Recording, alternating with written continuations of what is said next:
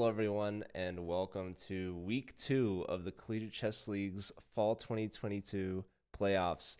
I'm Joe. I'm joined by John, and we have an early match today by two of the top three players, actually, and they're both from Mizzou. We've got Grigori Oparin versus his fellow teammate Mikhail Antipov.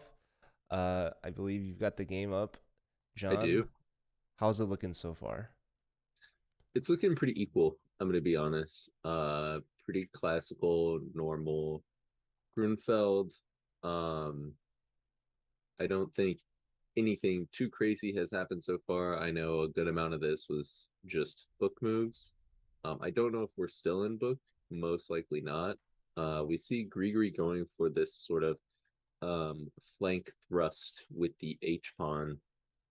So maybe we'll get a little bit of action, but as is fairly typical of the Grunfeld, you have white going for like this big center, while black sort of tries to aim at and break down that center um, long distance, particularly through the use of the doubled fianchettoed bishops.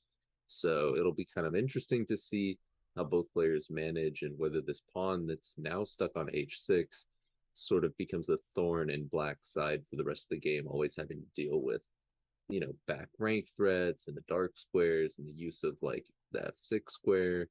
Um, so yeah, should be quite imbalanced going forward.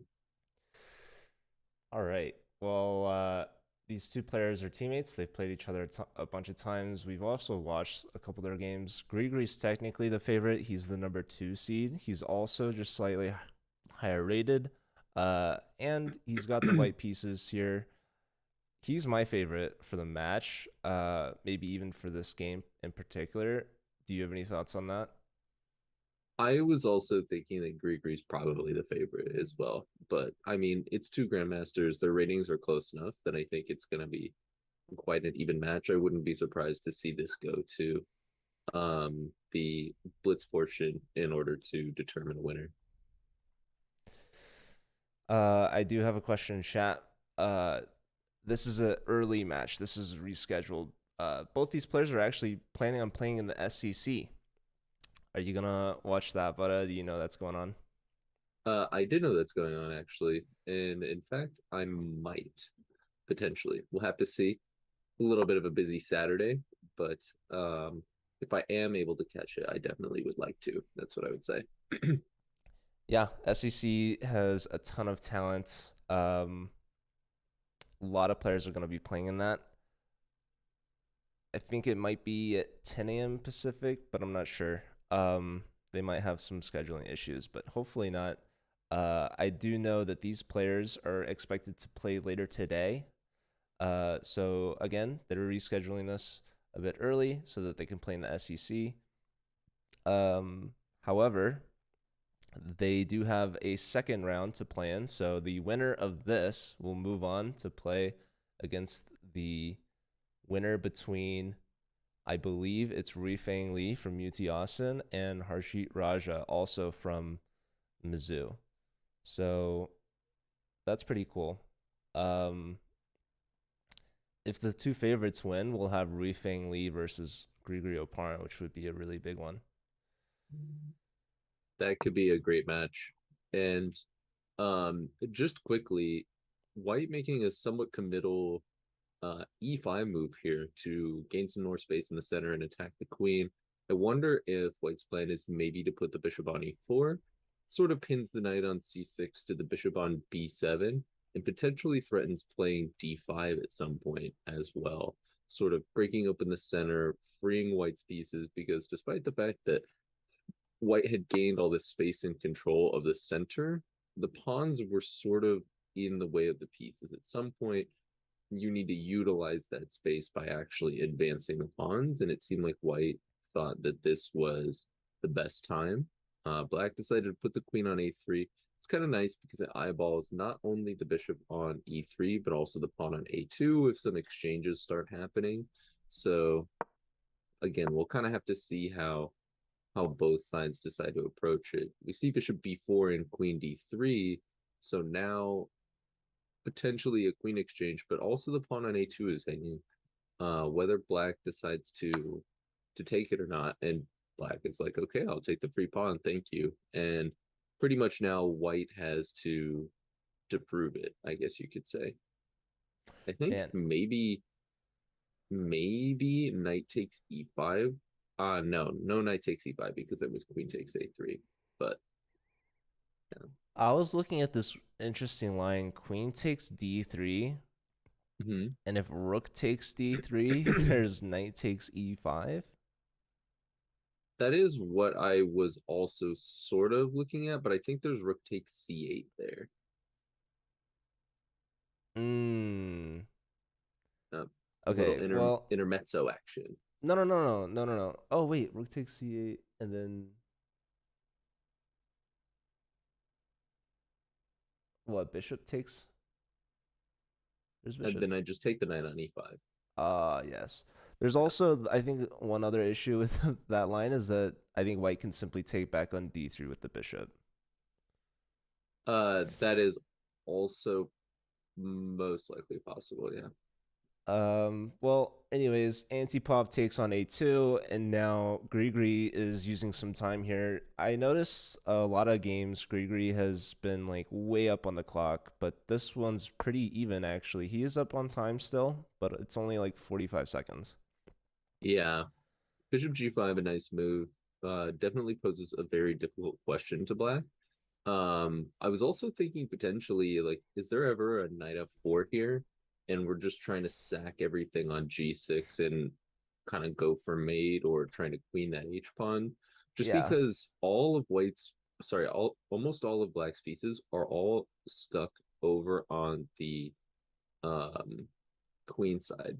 And yeah, the bishop can always retreat to f8, at least to defend the g7 square, but it's still very precarious, I would say, especially at this point, right? Now with the bishop on g5, if you try to bring the bishop back to f8, the king's only escape square is h8, and maybe this bishop can hop into a square like f6 to provide like that finishing blow for black. Maybe we'll see like rook d7 here. I'm not really sure, but black Well, definitely needs to be careful. His pieces are definitely starting to get tied up here, let's say. I was thinking of knight f4, but then also I feel like black can play maybe knight takes e5 there. And knight takes e5, not only attacking the queen on d3, but also defending on g6. Seems Mm, like a strong move, but I feel like maybe it could even be played now, but I'm not sure. I guess the queen has to go somewhere, and then black's gonna have two hanging pieces, the bishop and the knight. right. But then maybe the knight could just go back to c6, but then maybe that tempo helps white get their queen into like f6 or something. Hmm. Uh, It looks like Grigori agrees with you. He's like, I just need to get my queen out of this pin. And again, you know, Antipov is up a pawn, but like you mentioned earlier, the gap on the clock is continuing to widen. And with Black's weak king and the pin on the h1 a8 that Black is dealing with, as well as the pin on the c file, and just the weak dark squares in general, is going to make this like a really difficult position for Black to continue to play well and not make mistakes in. Again, not only does knight f4, like we were mentioning earlier, threaten any like sacks, but it also just controls the d5 square and threatens an extremely potent looking d5 advance at some point here. Like the knight on c6 can't really move, especially now that um, white always has the rook takes c8 check intermezzo. So something like knight f4 threatening d5, bishop takes d5. Now we have our bishop on this really nice diagonal. Then we can follow it up with e6. Again, yeah, black is up a pawn and he's got connected pass pawns that obviously are going to win the game if he can exchange all the pieces safely and get to a king and pawn endgame. But at this point, good luck getting there. Yeah, I was just saying how Antipov was keeping it close on the clock, only down like 40 seconds, but now he's down over 3 minutes. So Grigory's got a lot of time here to really bring the pressure, and he does it super quickly. Queen f4, just a supernatural move, and Antipov desperately trying to trade off some pieces, bring something back over in the defense of his king. Do we have like a rook a1 here, followed by rook b1, just trying to get the queen off of this diagonal, then taking on f6? Uh, Like rook a1, queen b4, rook d b1. Ah, there is there's the intermezzo bishop takes g5. That's the difference. Okay. yeah, bishop takes b5. It's interesting. This move bishop to e7 forces a dark square bishop trade. Um, but like you said, Grigory now has this d5 break, and he's pushing for it. And yeah, if his bishop gets there, that's huge. Bishop takes d5 now. Question is, yeah, probably just bishop d5. Surely. Now, with the queen on a3, there are some tricks that Antipov can bring out. Specifically on the e3 square. So this queen on g5 looks really strong and looks like it can infiltrate. Actually, yeah, is he thinking about queen f6 right now? I guess. Whoa, bishop Oh, skewer. bishop f5. What a move. Classic. I didn't So, even think about it. Yeah. yeah, he's All winning these pins exchange. coming to fruition, the weakness of Black's king. And now this is looking like a really good chances here for Grigory. Yeah, Because Antipov down to 3 seconds. additionally, it looks like the d5 pawn well, now we just take on c8, right? And they can't even take back because Because then there's the rook rook, takes c6. yeah, the rook takes on c6. What's the trick? I think Antipov is just too low on time. He needed to bring the rook Or backwards. just queen f6 now, right? And it's mate on g7.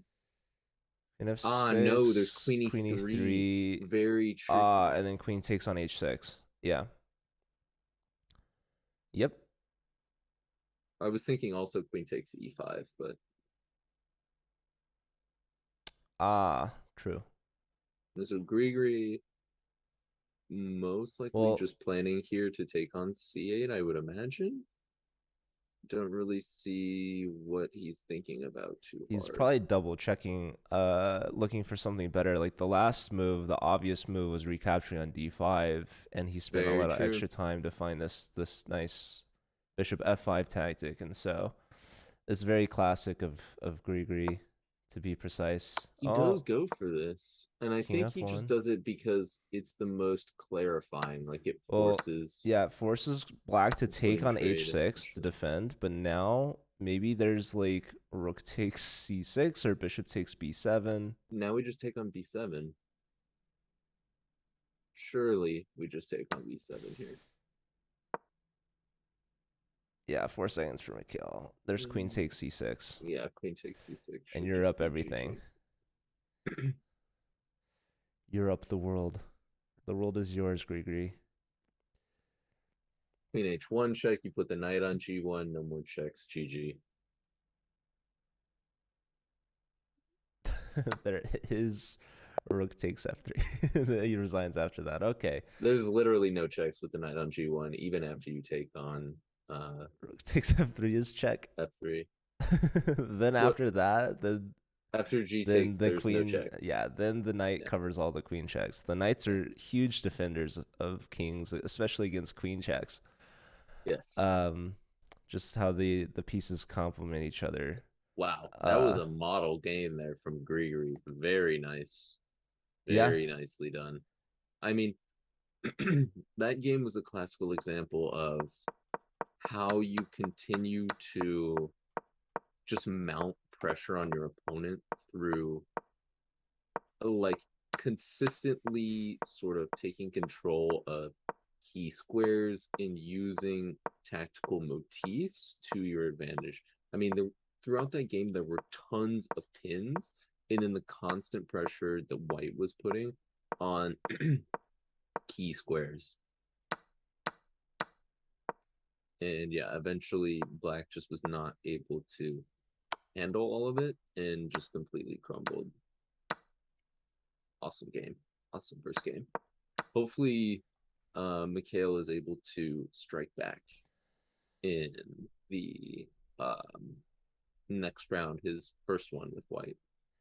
Yeah, so this is a best of two match. So each player gets both sides of the pieces. So Antipov will get White in game two in a must win situation in order to force a tie break, where they would then play a sudden death blitz game. But if Grigori can win or draw with the black pieces, then he will win the match and will move on to play the winner between Rifeng Li and Harshit Raja. So of the top four players here in this winners bracket on the playoffs, three of them are from Mizzou, which just shows that not only do they have a very talented roster, but they're also committed and dedicated. This has been a long season. There are 6 weeks of the regular season, plus last week's finals, or not finals, playoffs. But yeah, here we are. We have game two now underway, starting off with E4. You think an Italian or Roy Lopez? Oh, there it Looks is. like they answered that question for you. Yeah. We have a two knights defense, so no knight G5 tricks. um, but okay, bishop G5. So yeah, very common. White plays C3. I think that's the main line for most Italians these days. But we did see there was a game in the Fall Classic. I think might have been Christopher Yu who played knight C3. So, um, what are your thoughts on the Italian structure? You think White normally plays C3, right? But there's maybe some chances for knight C3. Yeah, I think like it's one of the most flexible just openings for um White to be playing um pretty much like any move they want. Like C3, knight C3, I don't know, knight A3, whatever. You name it, it's probably playable. Um it's one of the more fascinating things about the Italian and a very difficult opening to master just because of how much nuance there is in all of the different move orders. I'm not well versed in the nuances in the different Italian move orders, so I'm very interested to see what kind of um, shape this game takes. It feels like Grigori's playing a little bit more typical style, like with this A6, Bishop A7. I don't know about like this G5, Queen E7. Probably at some point, I would imagine that he's going to play Bishop E6, and that was kind of the idea behind playing Queen E7 to sort of initiate an exchange of these light squared bishops. Potentially a long castle here from Black, which I think would be a little bit unusual in the Italian. So maybe we'll get a more double-edged style game where Black is kind of trying to use their early kingside expansion to their advantage, while maybe White tries to restrike in the center and on the queen side, since their pieces are a little bit more poised to, uh, or a little bit more poised for such an expansion. Yeah, I mean black went for this G5 line, which breaks the pin from the bishop, but also weakens that king side. So I actually do think that it's a good chance for black to castle queen side, but like you said, it's a bit unusual. Um, yeah, Antipov decided to go knight b to d2, and perhaps might continue with b4. Um, but yeah, this is still pretty early on in the game. Grigori's actually down on time in this position. He's using a lot of time to think here, and I'm thinking if like knight to h5 is a line, um, Did you mention that? Usually, I feel like that stuff doesn't work. Wow. And as I say that, what a great prediction. The knight h5 here. Um, Definitely, again, a little bit unusual. Um, Well, what's so unusual typically, about this? typically this move isn't too common in a lot of the style of openings just because the knight is undefended on h5 and you open yourself up to discoveries via the queen on d1. Hmm. But the other thing is that white bishop is like extremely bad. And so you're definitely not looking to exchange it. Like black wants to put this knight on f4, I assume, and then white's gonna be a little bit like compelled to exchange it because the knight is just too strong to let sit there. It controls too many squares that are way too close to your camp, let's say. Um, but then black's gonna take back with the G pawn and open up the G file, and then G2 is gonna be very, very weak. And it's gonna be kind of difficult to deal with that weak G2 pawn in general. Unless white could potentially get very creative, I think. You could make an argument to play something like a king f1 with a rook g1 and sort of have this like reversed castles almost. Um, and it could be a little bit difficult for um, black to find a satisfactory breakthrough. So yeah, um, I would say semi as predicted. We see white sort of ignore this knight h5 idea and just continue on with their expansion on the queen side. But I'll be very interested to see exactly how white approaches it after what I assume will be knight f4 at some point. Okay, you brought up a good point. The knight on h5 is undefended. So, what was wrong with knight takes on e5 there for white's last move?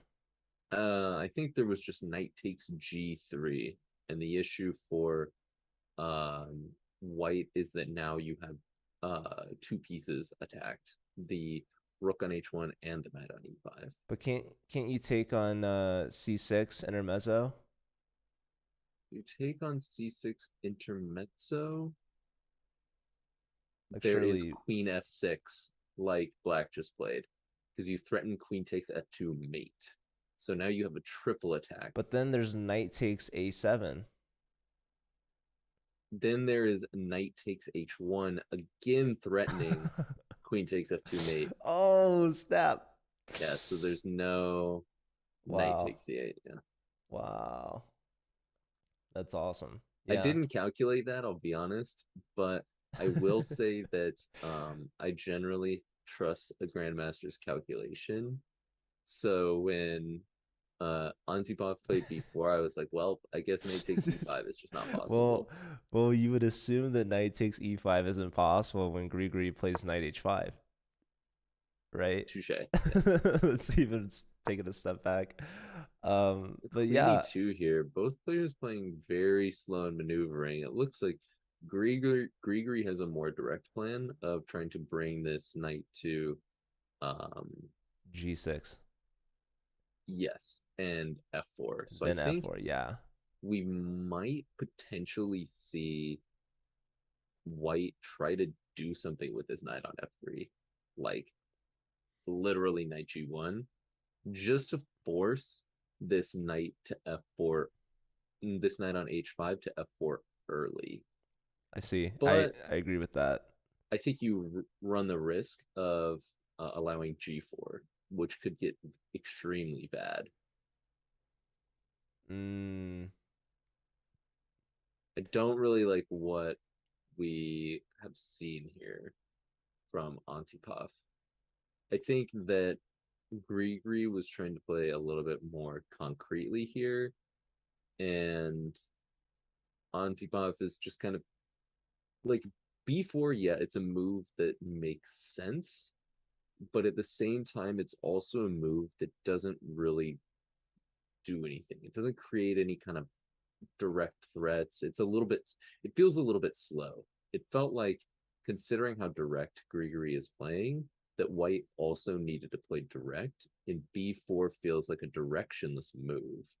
And now white is going to start feeling the ill effects of not taking these black threats more seriously, specifically the threat of knight e7, knight g6, and bringing a knight to f4, so that when the bishop captures on f4, black can recapture with a knight, which will be an extremely powerful piece. Hmm. And all of a sudden, black will have all this control. I just realized what Queen E2 is doing. It's responding to a direct threat that Grigri had. So the move Queen F6 actually comes with a really strong threat, lining up on F2. The threat being that you would take the bishop on G3 and then push G4, Mm-hmm. removing this knight from F3, and you're crashing through on F2. Right. So yeah, going back to your description of B4 as being directionless, Queen E2 has direction in that it's like it's directly addressing a threat that Grigori was making, whereas B4 doesn't address anything on this king side here. So, like you said, knight G6, super clean follow up with knight E7. So Grigori has a clear cut path before him, whereas Antipov has no idea how to stop knight F4 and what to do with that. So anything you can think of here to prevent knight F4, there's issues. Uh, Um, I don't see a great one, but I did want to point out, yeah, now that you mention it, the idea that knight h5 is extremely devious with queen f6. Queen f6 doesn't really feel like a threat after knight h5, but it's kind of amazing because of how long distance the bishop is on f2. Um, it's hard to sense that danger. Like it, mhm. neither of us saw or mentioned, and it's pretty clear that Mikhail didn't see either, just how powerful a threat Queen E7 was. So, as for white here, I think you probably just need to strike in the center at this point. I think you probably just need to let it go and go for D4. You need to gain some space. I think you can't stop the knights coming in, and you have to just kind of accept that it's going to happen and potentially just try to drive it out at some point. Take on f4, move your queen to an ugly square, play g3, do like all of the things that you don't want to do, and see if you can make it work that way. Yeah, Um, yeah, I think that makes the most sense. Antipov just has to agree to that and pull the trigger because right now he's burning clock, like and crazy. He he does go for the knight g1. he goes for knight G1 like you Incredible. called, but maybe Grigori has Holy. this G4 idea. Yeah.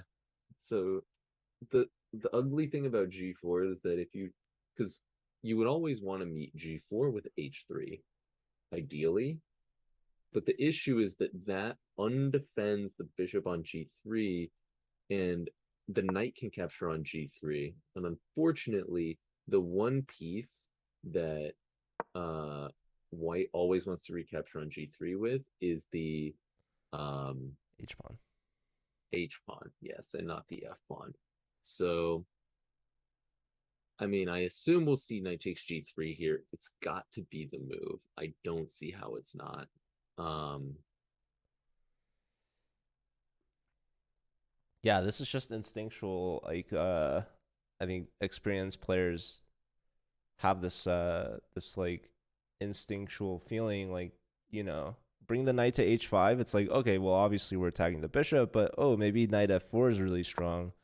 But he's not pulling the trigger on knight f4 because the bishop will take immediately, pretty much. yep. So that's what makes knight e7 so strong, is that the threat is knight g6, and then both knights now are connecting on f4. So this knight g1 move seems really random, underdeveloping, but it addresses the knight g6 threat, right? It brings an attack on the knight on h5. That's why g4 is played. And like you said, h3 is the follow up, but now the bishop on g3 is only defended by one piece. However, Grigori decides to play rook to g8, putting the rook on the g file, and White simply just castles long. They're like, get me out of here. So, Yeah, um, I'm trying to think now. Is is Antipov out of the worst of it, or I think is the worst is yet to come, frankly. is Grigori gonna put on even more pressure? So I would love to see B5 here, personally, from Black. D5, Yeah. and to me, if I'm white, I just bring the bishop back. And then I'm going C5. C5, okay, I'm going for it all. Yeah. that makes some Um, sense. Yeah, like White Castle, uh, White Castle Queenside doesn't want to open that side of the board despite all the pawns being advanced. So Black doesn't really have to worry about any pawn exchanges. Any pawn exchanges that happen are going to favor Black over White, and it allows you to just continue to gain space. Um, Oparin, understandably, is not as gung ho as I am and plays a much more muted bishop d7. But again, um, kind of asks White the question of, hey, find a single productive move here, which is going to be extremely difficult, especially under a minute. I have to think that Grigori has insanely high chances of advancing here. yeah, bishop D7. It's a quiet move for sure, and maybe he even castles long here. You um, probably could just castle long. I mean, you just don't need to do anything crazy. The rook on g8 is really well developed. The bishop on d7 controls a lot of really important squares. The bishop on a7 x-rays like the entire board. The queen on f6 is well placed and controls important squares. Only piece that's kind of meh now that black is castled is maybe the knight on e7. So now maybe potentially we could see the knight go to g6, maybe.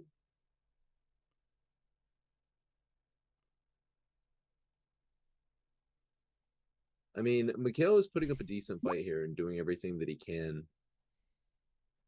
but I don't know what will be enough. yeah, and he only has 30 seconds. Bishop h4 is a threat for white. Bishop to h4. Hmm. Well, yeah, Potentially, we see a capture here on g3. g3, Yeah. but we will lose the f7 pawn. There is some fight. I do think that black should find a okay. d5 is very nice. Breaking in the e5. center, which is what you want to do thematically when your opponent has a fragile king. Also, um, deals with the threat of bishop h4 by freeing up the d6 square for the queen, and also blocks the bishop from the x-ray on the um, f7 pawn. Exactly. So now we Now can we take can on take on g3. g3 Yeah. and then maybe go like queen d6 Yeah, that looks really solid. would be my guess. Just Whoa, knight knight takes takes. d5. Wasn't there bishop h4 there? Knight takes d5. Yeah, I was wondering about that, but Then maybe like rook d to e. No, there's no way. No. What? What? Grigori. I don't know. Is he playing to the clock? What do you think? I don't know. But I don't really like what he's done. I think he has taken it not almost seriously enough, potentially. I mean, okay, knight takes g3 now. Is that GG? Knight takes g3, Oh, queen takes queen f6, knight c6. takes f6, pawn takes. No, that line, like, white's still getting the f pawn, like, or maybe there Was was there knight rook takes takes. h5 here now? Whoa, what is going on, Grigori? Two pieces. I mean, again, white's king is super duper weak. I can't imagine that Grigori loses this, frankly, but it's Uh, definitely getting really odd you kind of and have to take potentially on h4. difficult. I I think mean, you have to, yeah, I think you do have to take on h5 here. takes and then queen takes, and then is there like knight takes c3? Yes, I think there is, but then I'm probably gonna go knight e2. I want to exchange the minor pieces, ideally. Because I'm looking at queen takes on g2. I'm not worried about pawns at this No. point. Yeah, bishop e5 also makes sense. Like, white's main objective here is simply to um do their best to get the king safe.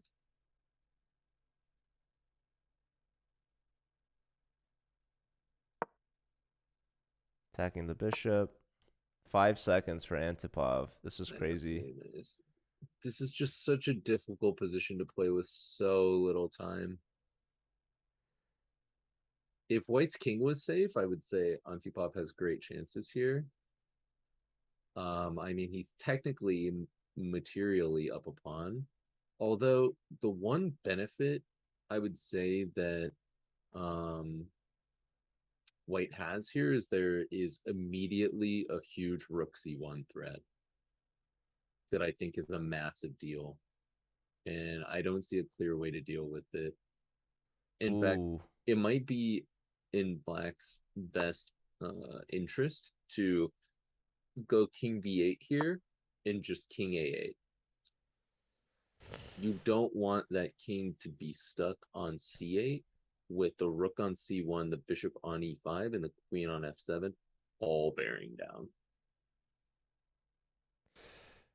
Yeah, I actually was wondering if white could have played rook c1 the move before.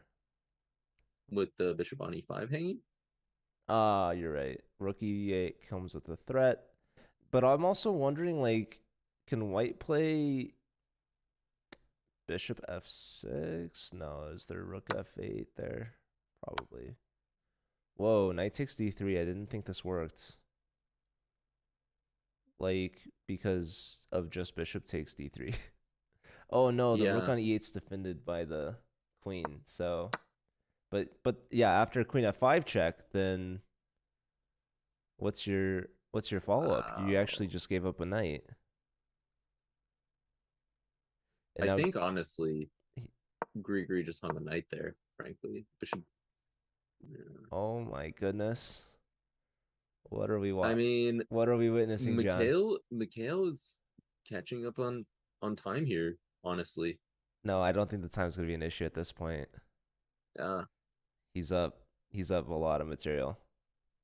Just a whole night, and probably soon to be more.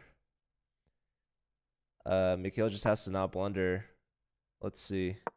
Bishop b3 now. Yeah, offering queen trade. That knight on d2 is defending everything. Queen pinning the bishop, but yeah, queen's coming into c4, and this is actually forcing a queen trade. Otherwise, you lose the bishop on c5. I think Grigori's gonna resign. Yeah. Wow, what a game! Oh, Rook sack. But just king knight takes take. piece. Oh, bishop takes c7. What? Wow, and then It only what? That's just kind of random, right? But still good for Antipov. Clearly, pawn takes, king takes. Now the bishop's hit. Oh, that's a and this pawn. is not over. No, it's a pawn versus a bishop. Now this is probably over. Ah, there goes your pawn. Well, you could trade off the last. If wait, if you trade off the last pawn, like, is it a draw? Yes. Rook f4. No. There goes Okay, your h now pawn. this is now There this. goes your h pawn. There we go. Rook takes. Oh, but then there's king e5. Oh my goodness. King f4 now, right? Yes. Okay, the a pawn's running. Which is not a huge deal. Because now you just Yeah, run now the G g pawn's running. Oh, but props to Grigori for fighting on. Oh, computer says rook g1 there was a it's wait, Is this drawn now? bro, I don't know what's going on. Look at that a pawn though. King King a5. c5 here. I think you gotta. See, he goes a5 Oh, because he wanted to prevent rook to a5 or rook to you can't go bishop d5. It's drawn. Unbelievable. I think no. rook g2. Dude, this is crazy. And Grigori just needs a draw to win. Oh my goodness. Oh my goodness, you have to take on a2. And now And rook. rook Yeah, g1. that's it. Wow. So Grigori Oh my barely holds god. on there, but he does it in time pressure. Antipov couldn't convert up a piece. Just a huge oversight, I think, going into this rook and bishop endgame. Like, how do you. Oh man. So what's crazy is apparently What I don't get. Okay. So rook takes d2 happens on move 34. Why are we not just taking the queen on b5 and then rook takes c5? I thought it was so simple. there's You're that. still just up a piece. There's what's wrong with knight takes on d2? Oh, then the bishop on e5 hangs, I guess, in Yeah. some line. Well, no, you're right though. Queen takes b5. Just trade the queens, It keeps the and then same you take on exact same c5. material Yeah, balance. yeah. And then you're threatening knight takes d2. I guess there's rook takes f2, but whatever. And we play rook takes b5. It felt so clear to me. Yeah, he sacks the piece, and then trades. But even still, after that resulting position, white is still up a piece. They did get a pawn. So it was a pawn versus a bishop, and props to Grigori for fighting on in that position. He pushed the a pawn, and the fatal mistake, apparently, according to the engine, was king to e5. Let's take a look here. This is on move 57. King to e5 allows rook to g1, and it's apparently a draw at that point. Let's Uh, see. but What did white have to play there instead of king e5? it was a draw. Apparently, king a5 on move 59 is a blunder, and the only winning move for white is rook to b2. Which he played, I think. He did play, and so then where did he go wrong? He needed after on move 60, king a4. There's two moves here that win, and it's rook e2 or bishop c2 check. Rookie two, of course, Just he put his blocking the rook on rook the e1 wrong check. place. He always, when the rook's on b2, you always have rook g2, so you don't need to put the rook behind the pawn. But the important thing is to block the check. Yeah, so rook e2. If the rook moves, you take on a2 check and go rook g2. If the king moves up, then you go bishop d5. And again, same thing. If the rook ever moves, you take on a2. Oh, oh, that's so painful. Rook e2 would have been beautiful. Yeah. And he had 10 seconds there. I think he just panicked with rook g2. Yeah, he's just trying to promote his G pawn at that point, but his G pawn's way farther out than the A pawn. He needed to. Man, that Well, is tough. Mikhail deserved to win that game. He fought so valiantly. He played the knight g1. He found the rook takes h5 and the way to complicate it. Man, oh man. Wow. What a match. yeah. So Grigori moves on to play the winner between Raja and Rui Feng, and Antipov is going to go down to the losers bracket. So he's not eliminated. This is a double elim. This is only his first match loss. That's good. And if he wins in the losers bracket, I think that he moves on to losers finals, and the winner of that will then play again in the winners bracket for the ultimate finals. That's going to be next week. But yeah, we have some time off now. The playoffs for the default match time doesn't start until another 2 hours, so 11 a.m. Pacific. So we will be back then to watch Rui Fang play against Raja, so that's going to be an exciting matchup there. Um, but yeah, until then, hope you guys take care. Um, and hopefully we get some exciting SEC matches that we can watch. So Indeed, yeah. yeah, I'm again Joe. This is John. Thank you so much for joining. John, who's your favorite between Raja and Rui Fang? Rui Fang for sure. Yeah, Rui Fang, he's the number one overall seed, so he's the favorite. So, but Raja, he was the 12th seed and had back-to-back upsets. Although I don't know if you can call them upsets. He was beating up on lower-rated opponents, but higher seeded based off the regular season. But yeah, Raja, not to be underestimated. Really strong GM from Mizzou. Always put up a good fight, as we saw here. But yeah, congrats again to Grigory, and we will see you guys again in 2 hours. So take care. We're gonna send you See off ya. on a raid. See you then.